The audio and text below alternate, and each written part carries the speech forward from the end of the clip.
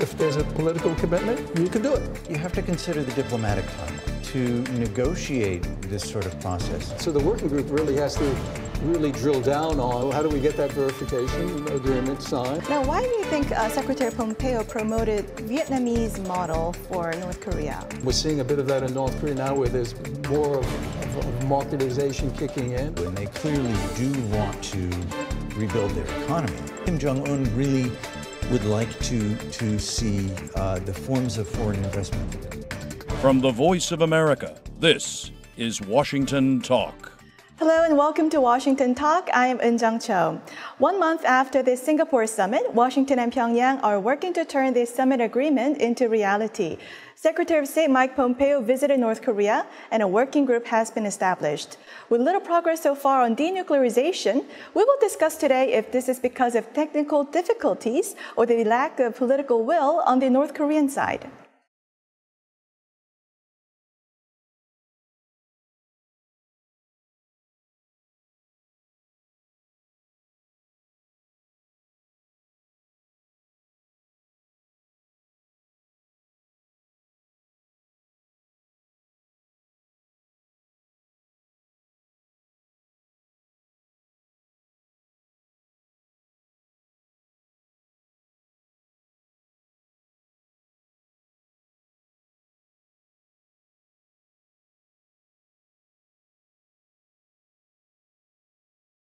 Now my guest today, Mr. Joshua Pollack, Senior Research Associate at the Middlebury Institute of International Studies at Monterey.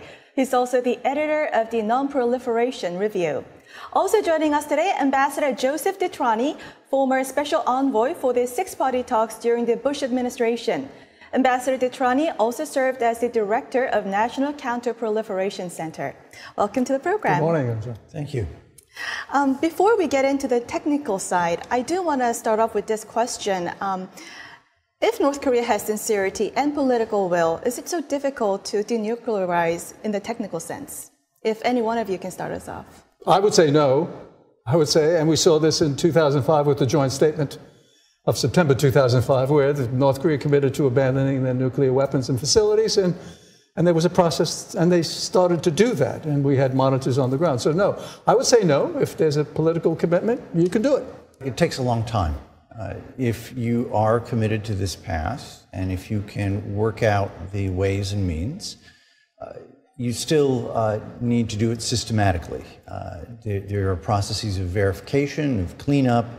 It's not just dismantling equipment and taking it home. Mm-hmm. Regarding the time that's going to be needed to denuclearize, there are different estimates. And National Security Advisor John Bolton says 1 year. Secretary Pompeo says 2.5 years. Dr. Siegfried Hecker, who went to Yongbyon facility in 2010, he says 15 years. So what do you think, and what are the grounds for your estimation? Well, I'll start, and I couldn't put a timeline on it right now. I think we would have to see a declaration. We would have to see what North Korea is declaring. How many weapons? Where are the weapons? The uranium enrichment facilities, they say one, there may be more. I think the sense is there are more than one. The plutonium, and the high explosive test sites, and when you get into mid-range, long-range ballistic missiles. So you have a universe of issues here. And I think one has to see that declaration and the personnel who are working those issues, and then you can extrapolate from that and make a determination of how long it possibly could take. But as Josh said, this is a very complex thing. It's not going to be done that well. How do you, we're talking about spent fuel rods, where do you reprocess them in country? Do you take them out of country? The same thing with nuclear weapons. Where do you dismantle? Do you do it in country? A lot of issues. But the first step has to be, what are we talking about? Mm-hmm. So Josh, we can't pin down to specific years? No, I think you have to consider the diplomatic timeline. To negotiate this sort of process is going to take longer than the process itself. And I think that is what is reflected in the timeline that was published by Dr. Hecker and his Stanford colleagues, which is simply that if you look at the record of diplomacy with North Korea, it takes a long time to reach any agreement on anything, and then takes some time to reach an agreement on how the first agreement will be carried out.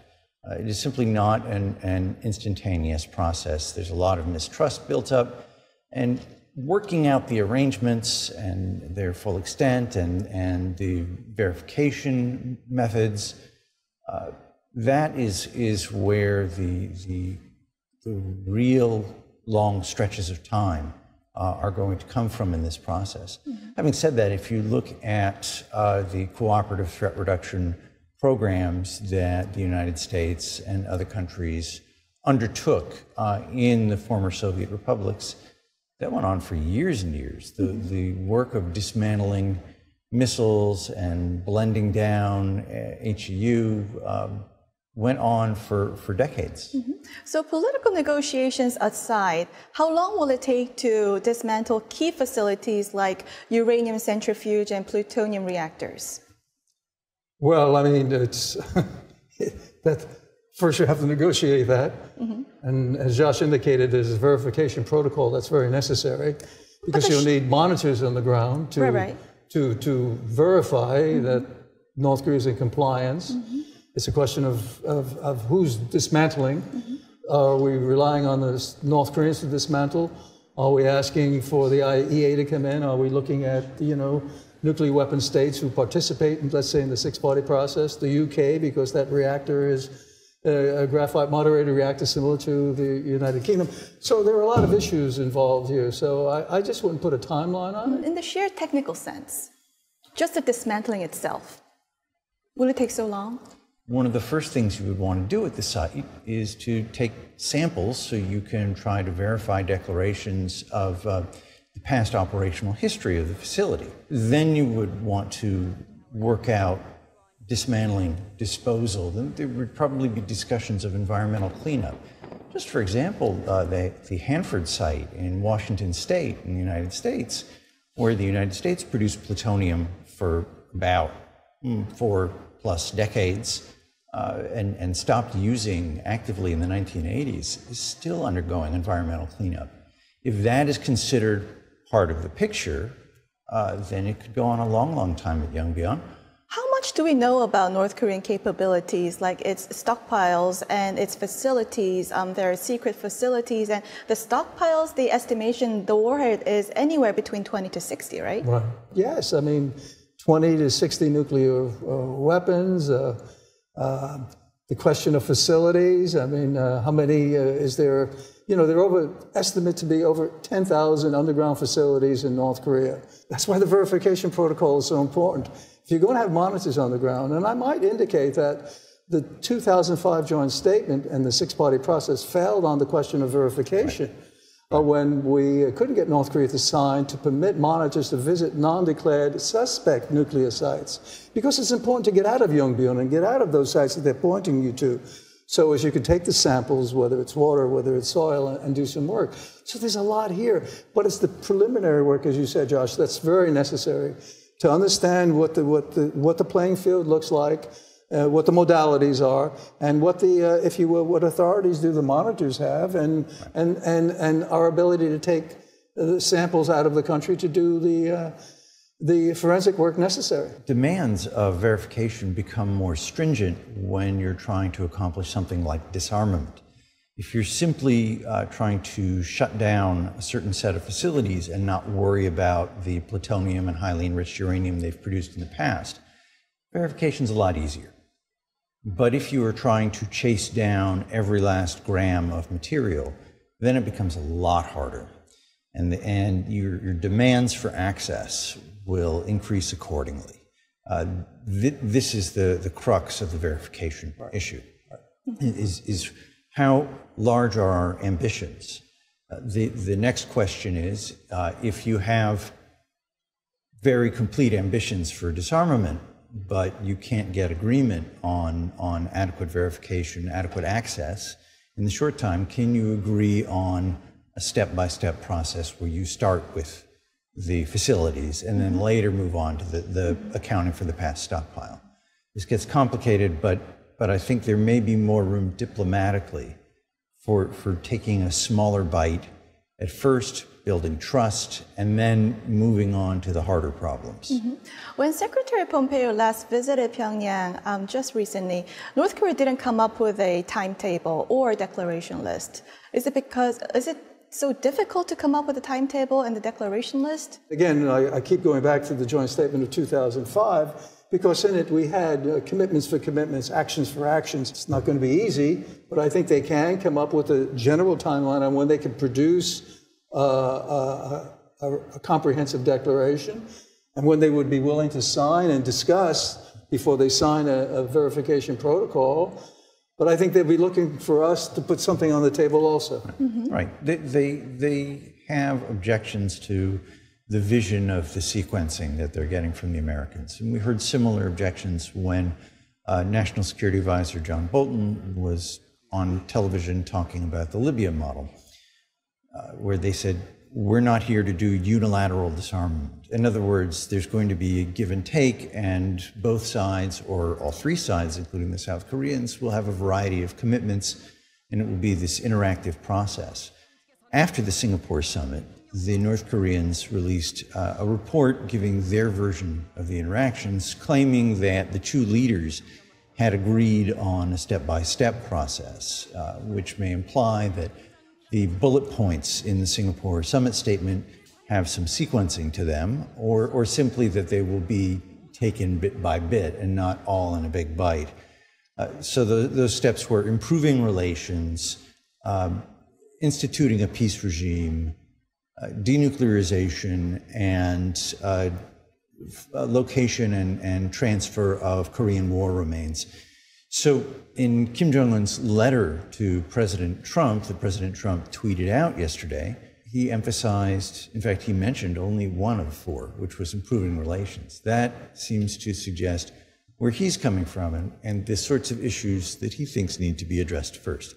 Whereas Mike Pompeo, as far as we can tell, came in to talk about denuclearization and perhaps the return of Korean war remains, so that the third and fourth bullets on the list.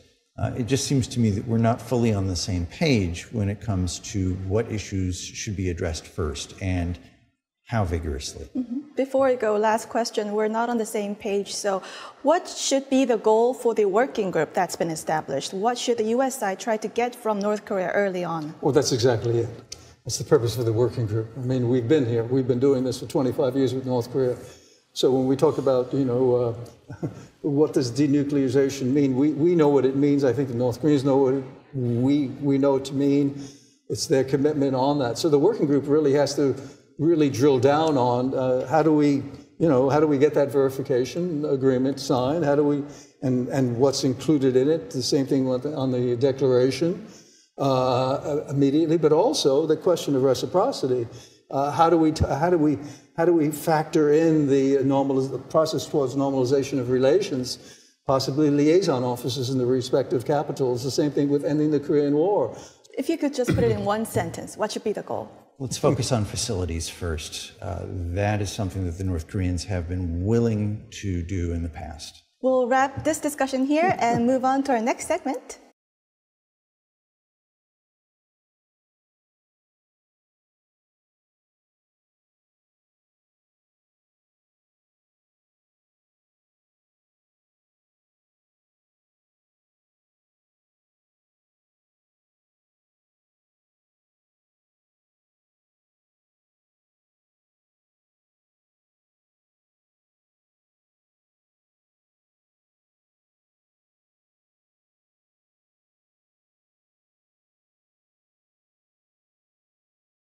Secretary Pompeo said North Korean leader Kim Jong-un should replicate Vietnam's miracle of economic growth by improving ties with the United States, vowing America keeps its promises with former foes. Now, why do you think Secretary Pompeo promoted Vietnamese model for North Korea? The focus on the market economy, moving away from that element of Marxism. And we're seeing a bit of that in North Korea now, where there's more of marketization kicking in. Obviously, it's not comprehensive enough. So that's the element of capitalism, where you could still retain, if you will, the element of Leninism. You could still retain the central's leadership control, and then you could sort of decentralize, and you could have a market economy, and you can get foreign direct investment, and you could start moving things forward. And I think Vietnam's a model, China's a model, but I think North Korea is a unique model. So I'm not sure you could emulate per se, but there are some examples of how places like Vietnam and China, China with Deng Xiaoping, were successful in moving away from that element of central control, if you will, the Marxism element of Marxism-Leninism, and still keeping central leadership control. I agree completely with the ambassador that what the Americans are getting at is this concept of so-called market Leninism, where the regime remains in place, but it liberalizes its economy. The North Koreans look at this, and they have two reactions. One is they don't like to be compared with anybody. They make these grand claims to originality, and they don't like to be presented as following someone else's model. But second, they look at the reform and opening up under Deng Xiaoping and similar ideas under Mikhail Gorbachev, and they see formula for disaster in their view because of a loss of ideological control. So whatever they do, and they clearly do want to rebuild their economy, they're going to do it in a manner that they feel comfortable with. And so when Mike Pompeo and Donald Trump talk about helping them to prosper, they are a little suspicious of what that means. They are no longer demanding any type of aid from the United States. In past agreements, they would demand energy aid, particularly in the form of light water reactors and fuel oil supplies and the like. That's not featured in the Singapore agreement. They have moved past that. Right. And I think Kim Jong-un really would like to see the forms of foreign investment that they're already comfortable with, working with the Chinese, working with the South Koreans in these closed-off enclaves, and also adding to that more foreign tourism. I think they can look at the example of the Cubans as a fellow socialist country that has successfully managed an influx of foreign tourists without experiencing too much of a threat to regime control. Ambassador, do you see any parallels or differences between North Korea and Vietnam's situation in opening up? Well, totally different. I mean, there's no question. I think the element of commonality is, I mean, you go to a market economy, you lose that central control, and certainly North Korea is moving in that direction. Public distribution system doesn't exist any longer. The central government really can't take care of the people. So we see a little private plots and some incentivization going on immediately. So yeah, Vietnam different. I mean, there was a war with Vietnam. Vietnam came together. There is central control there. But I think the key is making it clear that if North Korea opens up to the international community, to international financial institutions, where they can get foreign direct investment, where they can get that interaction, as you mentioned, Josh, as they're doing with China, but do that with South Korea, do it with Japan, do it with certainly the United States, other countries, the European Union. That would sort of give them that economic development that the key here is that Kim Jong-un is talking about. I mean, this is why we think, and I'm one of them who believes that, and Kim Jong-un has said it, he's made a strategic decision to focus on the economy, to improve the livelihood of the people. I mean, compared to South Korea, I mean, the gap is immense. So he wants to focus on it, and to do that, that's the path they need to take. Before we go, Mr. Pollack, just briefly, do you also see that determination in Kim Jong-un that he wants to develop his economy and give a better life to his people? Absolutely. It's his major priority right now. I think this is why he's willing to move away from nuclear and missile testing, to lower the profile of his arsenal, but then to build on that foundation of security, a new structure of economic progress. How's he going to go about doing it is the question, and I think he's going to dip his toes into this process, not giving away too much, not taking a leap of faith, but tiptoeing into it using special economic zones and the like. Well, we'll end this conversation here. Ambassador Th.D, Mr. Pollack, thank you for joining us. Thank you. And this was Washington Talk from the Voice of America, and I'm Eunjung Cho. Join us again next week for more analysis on North Korea.